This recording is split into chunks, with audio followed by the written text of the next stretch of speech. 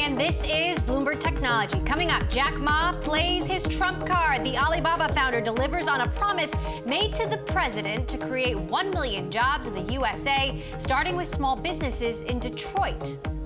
Plus, the inside track on the Trump administration's plans for tech. Insight from the founder of Code of America, who was in the room alongside tech's biggest heavyweights for the first meeting of the American Technology Council. And Uber's tipping point, why the embattled startup felt it was time to finally let passengers reward drivers for service. First to our lead. Alibaba is pulling out all the stops for U.S. business entrepreneurs. The Chinese e-commerce giant is kicking off a two-day event in Detroit, Michigan right now, drawing in thousands of U.S. business owners and aiming to learn how to succeed in China through Alibaba. For the company's founder and executive chairman, Jack Ma, it is following through on a promise he made to President Trump to create 1 million jobs in the U.S. earlier this year. He's also trying to lure 10 million small businesses to trade on his e-commerce site. Joining us now from New York, Brian Buchwald, co-founder and CEO of Bomoda, a consumer intelligence firm that works with clients in China to provide research on Chinese consumers, and Brian Neider, a partner at Lead Edge Capital, which includes Alibaba in its portfolio. Brian Neider, I'm going to start with you. What do you make of the fact that Alibaba is holding a conference in Detroit, of all places? I think it's great what they're doing. I think that they're really trying to get out to American businesses, both small business owners, farmers and agriculturalists, as well as larger brands, and they're trying to educate them, number one, on what the opportunities are in China, which are massive, and number two, get them sort of signed up on the Alibaba platform to say, look, you've been selling in North America for a really long time, or in Western Europe for a really long time, but there's so much opportunity over here in China, and the economy is growing so much, you should bring some business over here, and you should start exporting here. And there's a lot of Chinese consumers over the last 10 years with the rise of the middle class that are looking for really interesting products that are produced here in America, and it's a great potential marriage. Brian Buchwald, is the demand actually there? That's a good question. I'd almost separate the demand from the supply. I do think that there is a demand in China for American goods. We've seen that repeatedly. The question is, where will that supply come from? I do think this conference is great marketing. It's strong politically when you think about Beijing as well as Washington, D.C. and playing to both constituencies. As a matter of practicality, I don't know how many of these small businesses will be successfully selling on Alibaba within the next 2 to 3 years. However, there is certainly a demand by Chinese consumers for foreign goods. Brian Neider, what do you make of that as an Alibaba investor? Look, I think that they have to position themselves for the long term, no doubt, right? So maybe within the next 6 or 12 months, they don't have as many US-based sellers selling on their platform, but this is a long-term play. And when we think about modeling out the business and where we get excited is, what could they do over the next 3, 5, 10 years? And so if you look at some of the projections that they made, and many of them were pretty ambitious from their analyst day 2 weeks ago in China, they were talking about doing $1 trillion in gross merchandise value through their platform by the year 2020. That's 3 years from now. And I think that certainly some help that they could get from American suppliers would help them reach that goal. So I become very excited, and I'd agree with my counterpart here that most certainly it might take a little bit of time, but over the long term, I think that this is certainly an opportunity for the company to capitalize upon. Your counterpart, the other Brian Buchwald, Jack Ma promised he would create 1 million jobs in the U.S. Can he deliver on that promise? If we're looking at a 100-year time frame, I think he could, Emily. I don't think so over the next 3 to 5 years. I think the math doesn't really work in his favor. That being said, there's a lot of trade that can obviously happen on Taobao and on Tmall. And what Jack is really doing here is he's trying to open up the U.S. market to Alibaba more prodigiously than it has been. He's trying to get the brand in front of more small businesses, but more importantly, he's trying to make it more acceptable in the eyes of the U.S. Chamber of Commerce and other groups who have been, to a certain extent, battling out with Alibaba and some of the issues they've had regarding, for instance, counterfeits. Now, Amazon made big news by agreeing to buy Whole Foods. Alibaba has interestingly been investing in grocery for several years now. Brian Neider, do you see Alibaba and Amazon now clashing on a new battle line? To some extent, maybe, but they're doing this in very different geography. They're doing this in very different geographies. So, you know, when you look at what Alibaba is doing, it's primarily in China, obviously. I don't think Amazon has any plans to get in there, though who knows. And Amazon's takeover of Whole Foods certainly will make for a lot of interesting dynamics, but I don't necessarily think that they're competitive head-to-head. I think that probably they're learning from one another's strategies, and you see that across the board. They've gotten into payments, each of them. They've gotten into media, each of them. They've gotten into cloud, and so, you know, certainly they're learning from each other, but they don't directly compete in the same geography, so it's a little bit hard to say. Brian Buchwald, there have long been concerns about Alibaba and Amazon clashing more broadly. Will that ever come to fruition, or no, because of the geographic limitations? Well, certainly Amazon has had ambitions in entering China more aggressively, and they've looked for different paths in, as Alibaba has looked to move out of China. Alibaba has found probably greater success looking at rest of Asia and other non-call it US-centric markets. That being said, if you look at what Alibaba is doing, it's taking more of the Walmart approach. They're looking at more mass brands. Their investments in companies like Sanyang, their partnership with Shanghai Balian Group have been much more about discount marketers, large-scale supermarkets, not really the Whole Foods of the world. Also, Alibaba, at the heart of it, is a marketplace, whereas Amazon is really the retailer taking principal risk. You can almost see Amazon succeeding on Alibaba with Whole Foods selling into China more so than the two of them really competing in China, I think, at least in the near term. I just don't think that Amazon is the competitor that a Tencent, for instance, is for Alibaba in China right now. Brian Neider, as an investor in Alibaba, do you feel a threat from Amazon? Certainly not in the core China market. There's a lot of other companies that are doing well in China, and like Brian said, you know, certainly Tencent and JD.com are the ones that come to mind in their core retail business. But, you know, to date, Amazon hasn't really played there to the extent that Alibaba wants to move into the U.S. and is trying to bring U.S.-based sellers to sell goods and services into China, let's say. I could see there becoming a little bit of overlap. But to this point, no, not really, just again, because of that geographical diversification. They learn from each other more than they compete with one another. All right, Brian Neider of Lead Edge Capital, Brian Buchwald, co-founder and CEO of Bomoda. Thank you both. Jack Ma, as I mentioned, expected to speak at this conference in Detroit later this hour. We will bring you headlines from his remarks as we have them. Well, Adobe just released second quarter earnings, beating analyst estimates for sale and profit, proving again that switching to a cloud-based subscription model for its digital media and marketing software is paying off. Adobe also forecast revenue in the current quarter that was ahead of the average analyst estimate, suggesting it's fending off competition from Salesforce and Oracle. Adobe shares are gaining in late trading. If these gains hold through the trading day on Wednesday, then its current level would mark a record high for the stock. Coming up, tech's biggest titans gathered at the White House to discuss the road ahead for U.S. technology. We'll hear from Code for America's Executive Director Jennifer Pahlka, who attended the meeting alongside Apple's Tim Cook and Microsoft's Satya Nadella. This is Bloomberg.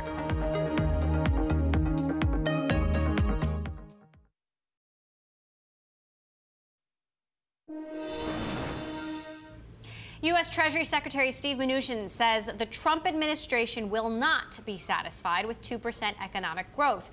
This as lawmakers continue negotiations behind closed doors on tax reform. Mnuchin spoke earlier to Bloomberg Television. I think we've been pretty consistent in saying we're working every week very closely with the House and the Senate to have a joint plan when we come out. And the idea is to get us all on the same page, so when we release the combined plan, it's going to get passed. And it's going to get passed by the House and the Senate, and the President will sign it. And it's our focus to get that done this year. It's critical to the economy, and we're working every day to get that done. Mnuchin also says the administration is committed to unlocking the economic capital to create jobs, better wages, and getting growth above 3%. Tech leaders say the U.S. government needs to modernize after President Trump's senior advisor and son-in-law, Jared Kushner, held a summit at the White House on Monday. Apple CEO Tim Cook was just one of the tech titans in attendance, and he commended Kushner's steps in getting the government equipped with the latest technology. The U.S. should have the most modern government in the world, and today it doesn't. And it's great to see the effort that Jared is putting in working on things that will pay back in 5 and 10 and 20 years. For more insight on the Tech Summit, we are joined by Jennifer Pahlka, Code for America founder and executive director, who was in the room at this meeting and attended in Washington, also served as Deputy Chief Technology Officer under President Obama. Jennifer, great to have you here. Thanks so much. So how productive was it? Well, to the credit of the people who organized the meeting and the tech CEOs, there were breakout sessions on pretty substantive topics, things that people don't normally put on the news, like procurement reform and how to get the government into the cloud and digital services for citizens. And I saw that most of the tech executives actually went to the sessions that I was in and had a pretty substantive dialogue about these issues. So you're walking into this having worked for the Obama administration. Give us some color from the room. What did it feel like? Well, again, to the credit of the folks there, it felt like the people who've come into the White House since Obama left have looked at what I and many, many other colleagues did to say this is how we're going to modernize government, and said, yes, let's continue and accelerate that. And I think that they're doing a good job of strengthening the United States Digital Service and the Technology Transformation Service, which are two units that absolutely do great tech for the American people. So that's good. I'm happy to see them doing that. They have a long way to go. On the other hand, they're doing this in the context of an administration whose other actions don't necessarily represent what's best for the American public if you're talking about services. Let's take a listen to what Microsoft CEO Satya Nadella had to say to President Trump. Take a listen.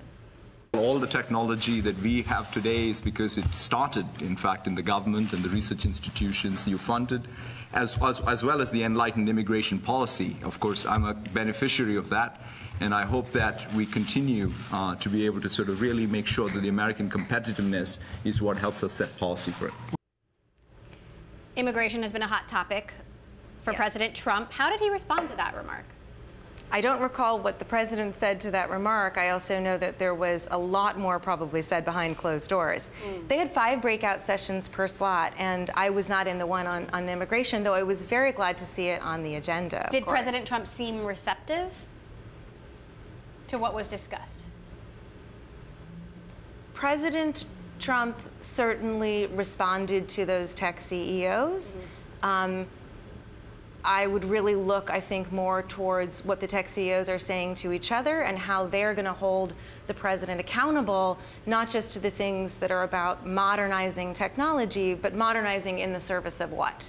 This should be in the service of services working for the American public, and they're going to have to stand up and ask those questions as this keeps going. Right. You posted ahead of this meeting and talked a little bit about why you were going and Yes. said, politics aside, why did you think it was important to be there? Even if maybe you didn't agree with the politics. Right, because there's politics and then there's governing, and governing is our problem. We have to get involved if it's going to work well. And I mean we as citizens, I mean we as Code for America, and I mean we as the tech industry. We're going to have to get more involved if we're going to make the business of governing work, the guts of it. It doesn't work well today. Try applying for food stamps, for instance. If you want to try to do it online, it's good that it's online. Until recently, it's almost an hour online, 50 screens, hundreds of questions, doesn't work on a mobile phone. We've shown you can do that in 7 minutes on a mobile phone, including uploading your documents. It's not just that that's a burden on the user, it means we get bad outcomes.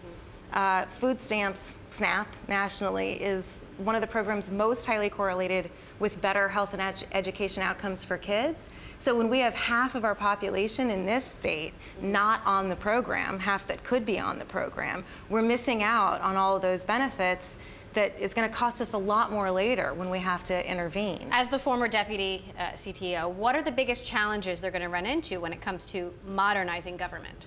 The biggest challenge they have right now is getting the talent that they need. There are amazing public servants already working in government, most of whom came under the previous administration, though a shout out to those who's come since and really said, you know, as one person replied to me on Twitter, I'm going in because, yes, it feels like, you know, if our government is sort of a house on fire, I'm going to run towards that, not away from it. Those are great at public servants, and some will continue to go. There's also, you know, wonderful people who've been working in government to try to do this for so long, but we really need to keep that talent going, and it's harder to do it when people don't agree with the policies of the administration. You started an organization called Code for America. Yes. This issue came up. Tim Cook even spoke about it. What is the top of your priority list for the president? We're trying to prove that government services can work for all people equally with dignity, that government can work the way that it should in the 21st century. So we're there to reframe this conversation from modernizing to making it work for people. And I think that we can do that, not just by speaking up at meetings, but by following up and showing that it can work, and then asking everybody who works in tech to pay attention, get involved, support government when it's doing the right thing, and hold it accountable when it's not. All right, Jennifer Pahlka, Code for America founder and executive director, thanks so much for stopping by and sharing the inside scoop with us. Thank you.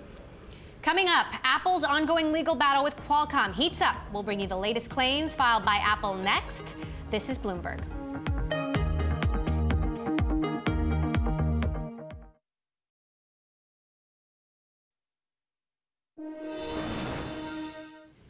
Amazon wants to dress Prime members. The company is testing Prime Wardrobe, a service that allows customers to test clothes for a 7-day period.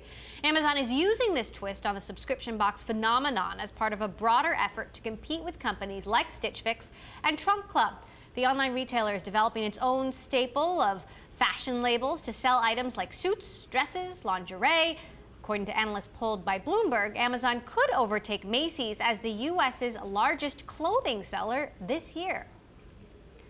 The legal dispute between Apple and Qualcomm is ramping up, and it is Apple that's firing the latest shot. In a new filing, the iPhone maker claims there's, quote, mounting evidence that Qualcomm is operating an illegal business model designed to extract high patent royalties on every wireless device sold. To be clear, Apple is adding these allegations to a complaint already filed in January, which accuses Qualcomm of trying to monopolize the chip market for wireless devices.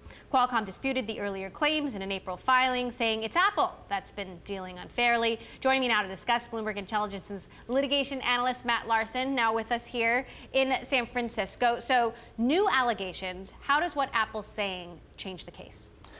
So Apple is basically building up the rhetoric in this case. They are trying to set the stage for a much larger dispute, a much more expensive dispute, potentially for Qualcomm. Apple has long alleged that Qualcomm is double dipping by both selling chips and charging royalty rates on the same technology on other people's chips.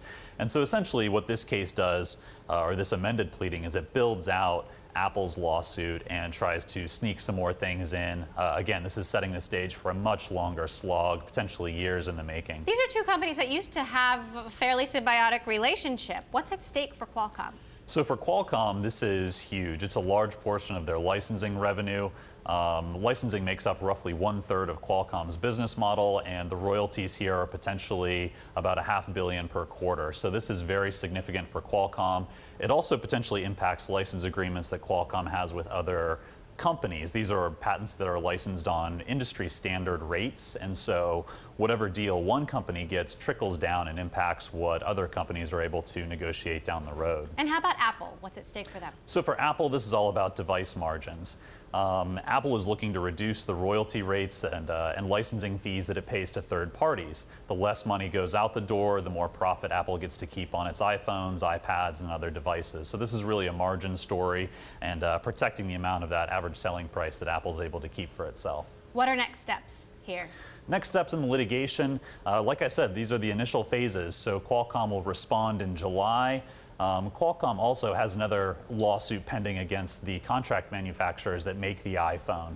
Qualcomm is seeking to recover royalty rates from those companies, and a hearing on that is scheduled for August. Apple is working on its own chips now as a result of some of these disagreements. How does that change the overall landscape? It puts a little bit more pressure on Qualcomm. I think that this overall dispute will evolve into some kind of deal, hopefully, that involves potentially a joint cooperation agreement, some kind of licensing component, and some kind of balancing of business interests. Like you said, they've worked together very well for a long period of time, and a likely resolution is going to be more than just a simple licensing agreement, but we'll have a couple of different components and probably balance out Apple's aspirations. And for Qualcomm, rather than putting all its eggs in one basket, I mean, how are they diversifying their portfolio for the future? So for Qualcomm, you know, this sets the stage for next generation licensing agreements. Qualcomm is participating in a lot of different standard setting organizations. They continue to develop a portfolio of chips. They're looking at other opportunities to license their patents outside of mobile. They're looking at potential opportunities that 5G and the Internet of Things presents. So for Qualcomm, this is about securing good rates in a key part of their business while also opening up doors for other business opportunities. All right, Matt Larson of Bloomberg Intelligence. Great to have you on, and here in San Francisco. Yeah. Coming up, we will take a look at software company Tableau and find out how it is faring after shifting to a subscription model. And if you like Bloomberg News, check us out on the radio. You can listen on the Bloomberg Radio app, Bloomberg.com, and in the U.S. on Sirius XM. This is Bloomberg.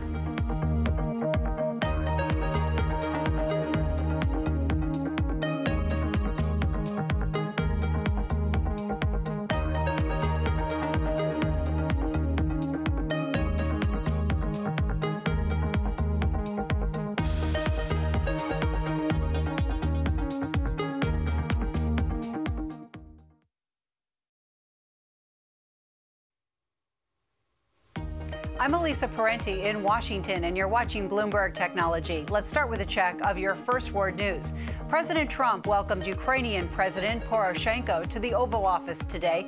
The talks between this is the first between those two leaders. It took place before Trump meets with Russian President Vladimir Putin next month. Ukraine relied on former President Obama for support when Russia annexed Crimea. The UN says Israel has taken no steps to comply with a Security Council call to stop all settlement activities and, in fact, has substantially increased building in the past 2 months. The UN considers settlement construction illegal under international law. Emergency services in Portugal say they are making progress containing a massive wildfire. It has killed at least 64 people. That's according to the AP, which says that news was temporarily overshadowed by reports of another blaze nearby. Venezuela says Chief Prosecutor Luisa Ortega Diaz will face charges for serious errors in her role as the nation's top law enforcement official. Opponents of President Maduro say Ortega Diaz is being targeted for breaking with the government over its plan to gut the National Assembly and rewrite the Constitution. Russia says it is waiting for a detailed explanation from the U.S. on why it shot down a Syrian warplane. The U.S. says it downed the craft after it went on a bombing mission. Russia warned it would track U.S. aircraft as potential targets and suspended a hotline that's intended to avoid mid-air collisions. Global news 24 hours a day, powered by more than 2,700 journalists and analysts in more than 120 countries. I'm Elisa Parenti, and this is Bloomberg. It's just after 5:30 p.m. Tuesday here in Washington, 7:30 Wednesday morning now in Sydney. We are joined by Bloomberg's Paul Allen with a look at the markets. Paul, good morning. Good morning, Elisa. Well, the big news in the Asia Pacific today is the MSCI confirming that China A shares will be included on the emerging markets index. So this is a case of fourth time lucky for those China A shares. It was a line ball call, this. No one was quite sure how it was going to go. So watch for a reaction in Shanghai today. And also just 222 stocks admitted to that index, making up 0.73% weighting overall. Other things to watch today, ASX futures are off quite considerably, about 0.3% on that weaker oil price. Nikkei futures mixed. Watch out for Toshiba today. We could have an announcement on the winning bid for the chip unit. If not today, definitely sometime this week. I'm Paul Allen in Sydney. More from Bloomberg Technology next.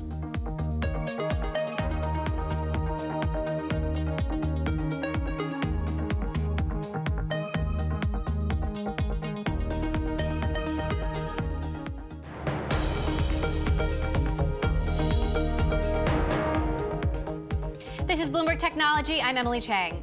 Uber is out with a new, some say long overdue, feature, tipping. It is something CEO Travis Kalanick has long been opposed to.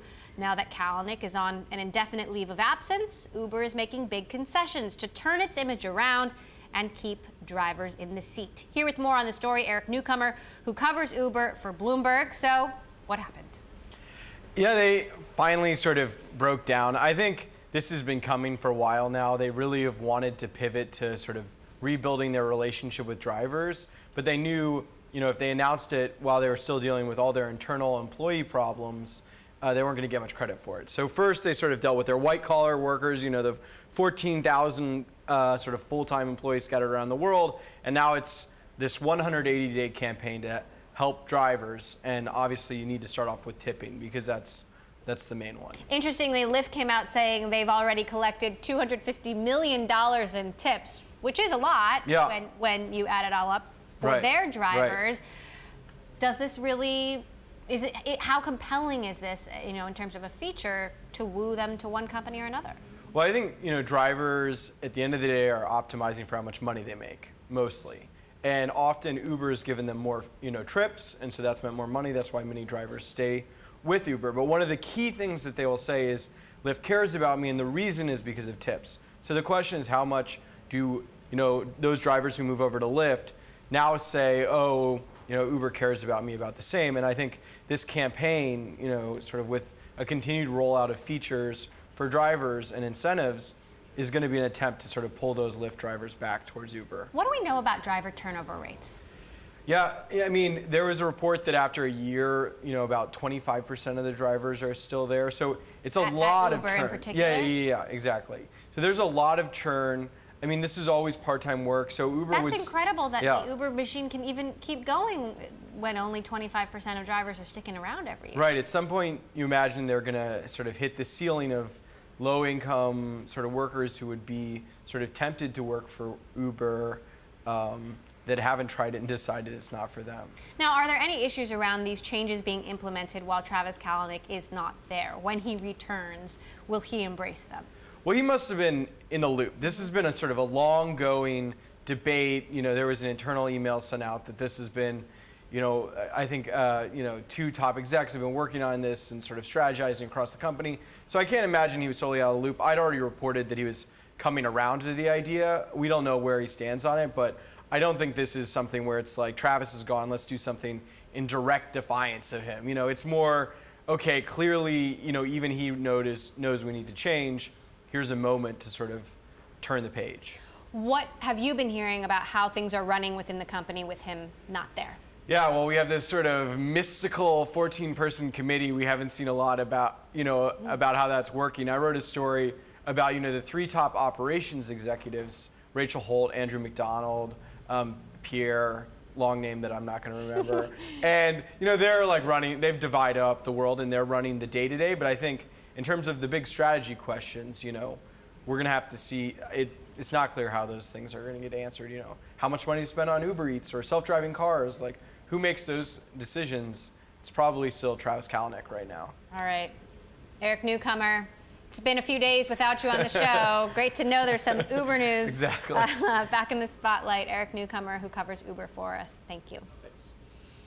Well, another company changing the way it charges its users is Tableau Software. The data visualization business moved to a subscription model earlier this year, and Caroline Hyde caught up with the CEO to investigate how the move was going as he traveled through Europe. Caroline, what did he have to say? Yeah, Emily, great to see you. And Tableau has been going through some major shifts, as you outlined, moving to a subscription model rather than charging a single license plus a service fee. And it's all aimed at providing additional flexibility for customers who, well, they want to reduce upfront expenses. Earlier, I caught up with Tableau CEO, that's Adam Selipsky. He was right here in London, and I asked him about the shifts at the company, new customers, and, well, primarily, what brought him across the pond. Well, we've had a worldwide customer base for years now. In fact, over half of our customer expansion last year was outside of the U.S., so we have a wonderful customer base throughout Europe, and it's really important to get out and see our customers. So here I am and very excited to be in Europe this week. Talk to us about customers last thing I read, 54,000 accounts. I'm sure that's being added to. You've got the likes of Expedia, Miller's Core. Interesting ones like HelloFresh as well, Germany-based startup, which is expanding globally as well. We're actually really excited to be working with HelloFresh and a lot of other startups and small businesses throughout Europe. As you said, HelloFresh is a Berlin-based startup providing home delivery of food, and they're really revolutionizing that industry through use of data. They have thousands of consumers sending them recipe feedback every week, and they do very sophisticated analysis on recipe trends, and then not only optimize their recipes based on that, but they also work that all the way through into their supply chain, knowing what ingredients they need to have where in their supply chain based on the recipe demand. So it's a fascinating use case. Of course, Tableau Software, it's business intelligence, it's analytics. We're talking basically about making it easier for the human to spot trends within data. Data visualization is at your core. How is it changing the world in which we do business? Well, the amount of data in the world is absolutely exploding. I think there's been a pretty well-documented trend of how much data has been created in the past few years, but that's going to be dwarfed by how much data is going to be created in the next few years. And as all of that data gets created, many organizations face the specter of being drowned in it. If you can't understand what's important in your data amongst all the sea of data, you really can't act on what's important. Many other organizations are already finding ways to really capitalize and create new business models using that data. So really at the heart of it, we're trying to help organizations around the world see and understand data and ultimately make better decisions and get to market faster using data. And the way in which you charge for this visualization has been changing in your business as well. You've gone to a subscription model. How's that been adopted by your customers? It's gone incredibly well, and in fact it's proceeded more quickly than I might have imagined when we embarked on it. So really at the beginning of this year, we really started talking privately to many customers about pivoting from a one-time perpetual software licensing model to an ongoing subscription model. And in the first quarter of 2017, 26% of our license bookings were subscription. And that's before it was even public on our website, which didn't happen until April. So we really expect this trend to continue accelerating, and it's driven by customer demand.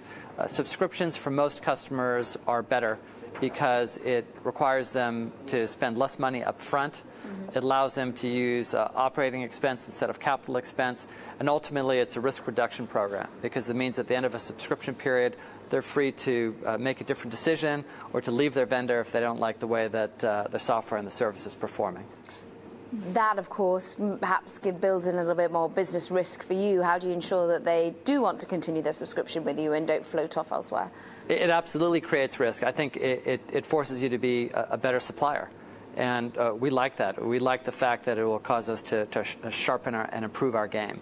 And I think that if you're willing to bet on yourself, which we are, then if everybody is moving to a subscription model, which is very common in the software world, the companies that are the most innovative and that service their customers the best are likely to win most of those competitive bids. And so we like those odds. You said that it was about a quarter of your customers went, even before you started marketing it online, towards subscription. That was in the Q1. Where do you stand now, and where do you aim to see subscription as a percentage? Well, I think if you look at all of 2017, we'll definitely finish the year in the mid to high 30% in terms of subscription bookings. And long term, I think the vast majority of our business will be subscription. Again, it's better for customers, and most of our customers want to move in that direction. And so we're just trying to move along quickly with them. That was Tableau CEO Adam Selipsky. Emily, next he jets to Germany, and I do the same to you. All right. Caroline Hyde in London with the CEO of Tableau. Thank you for that. A stock we are watching now, shares of Comcast fell the most in 2 years in Tuesday's session. MoffettNathanson analyst Craig Moffett downgraded the stock to neutral, citing rising cord cutting and slowing broadband growth. Comcast actually gained pay TV customers in the last quarter, signing up 32,000 people in the period. But Moffett wrote in his note that the market is now too complacent about cord cutting. Coming up, Airbnb is tackling the global refugee crisis with a new platform. Can the startup also become a philanthropic powerhouse? And a feature I just want to bring to your attention, our new interactive TV function. You can find it at Bloomberg, on the Bloomberg at TV Go. You can watch us live. If you miss an interview, you can go back to it. You can send our producers a message. You can ask me a question. You can play along with the charts we bring you on air. This is for Bloomberg subscribers only. Just check it out at TV Go. This is Bloomberg.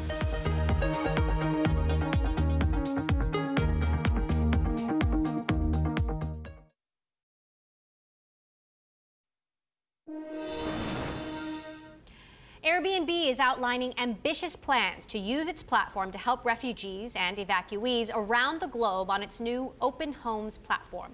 The goal, to find housing for 100,000 displaced people in the next 5 years. Earlier, we spoke with Susan Wynn Bailey, an Airbnb host from Denver, who's hosted several refugee families over the last few months. She explained why she decided to sign up for this program. When I first was contacted by Airbnb asking if we could host a refugee in need, it was just an unequivocal yes. It's consistent with our values as a family, and quite honestly, it aligns with, I think, the broader vision and mission of Airbnb, which is to serve those in need. And we spoke with Airbnb co-founder Joe Gebbia, who made new announcements about this platform from Paris and how the company is trying to get more people like Susan signed up for the program. Well, you can imagine over the last 5 years, we've seen incredible growth of our host community. And it really begged this question: what if we became proactive about situations in the world rather than just reactive to natural disasters? And so pretty quickly, the topic of displaced people came front and center to us. Currently, there's 65 million displaced people. That's the most since World War II. It also happens to be close to the population of the United Kingdom. So as we looked at what is Airbnb really good at, short-term hospitality, engendering trust between strangers, and global presence, we thought we might extend this natural generosity into a platform that we're calling Open Homes. You call this 21st century philanthropy. Why are you doing this? I feel like we have a responsibility. We have this incredible asset, this amazing community of over 3 million homes in 191 countries. And I think it's really, looking around in the world of how we might apply what we're good at with where it's needed the most. This to us makes a lot of sense. You're a $31 billion company. You've got investors who've placed huge bets on your future. How do you sell them on the idea that this is worth devoting time and resources to, from a business perspective? Well, I think that this is really just a natural extension of what we're already doing. And it really is the question of why not provide the same solution we do to travelers as those who are displaced? How does this benefit the business of Airbnb? Does it benefit the business financially? Well, Airbnb does not take any transactions on these kinds of connections. This is all about generosity and hospitality in times of need. I think it's a part of our business. Certainly, we have a great core business that is able to fund this sort of thing. But to us, this is just an extension of the values of our company coming to life in the real world.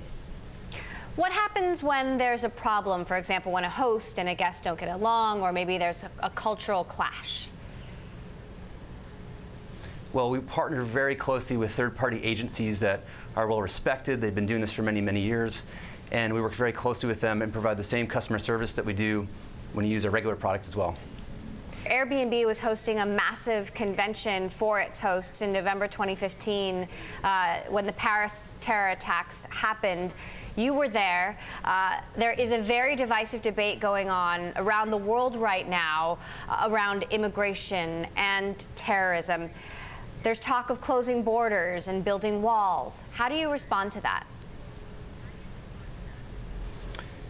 I think, if anything, right now, the world could use a little more understanding of each other. And if that's something that we can do through our platform by allowing people to open their homes to those who need it the most, then we're happy to play that part. Tech leaders are making critical decisions right now about how to work with the U.S. presidential administration. We've seen some tech leaders drop off presidential councils, for example, when they've disagreed with President Trump on climate change. What is Airbnb's strategy when it comes to working or not working with the White House, even on issues you disagree on? Well, we see home sharing as a nonpartisan issue. We work with Democrats and Republicans alike. And so, we'll work with any administration, Democrat or Republican, to bring home sharing to life. Airbnb is expanding with this Open Homes platform. You're also adding more experiences to the platform instead of just places to stay. Give us an update on the business and plans for an IPO. Well, from a business standpoint, we're really excited because in 2016 we launched Trips, which allows anyone to offer an experience and really answer that question, what can I do? Now that you helped me discover a really local part of a city, how can I find out the cool and interesting things to do? And through experiences, it allows our hosts on Airbnb to share their skills, talents, or passions and allow any outsider to feel like an insider when traveling. Now, Joe, Airbnb has 3 very involved co-founders, and as the company has grown and moves forward, how do you distinguish your role, and what are your top priorities? Well, I think each of us is nicely settled into what our passions are and what's most valuable to the company. I certainly enjoy thinking about the future, and I run a design studio inside the company called Samara, which is an R&D team, and in fact is where the origins of the Open Home platform began. Of thinking about how we might utilize Airbnb's core competencies to put a dent in this really global problem. Our conversation there with Airbnb co-founder Joe Gebbia. Interestingly, Gebbia told me there are no regulatory issues around this new effort because no money changes hands. You can check it out at airbnb.com/welcome. Coming up, the man who helped spearhead one of Tencent's most successful ventures is looking beyond our own planet for opportunities. This is Bloomberg.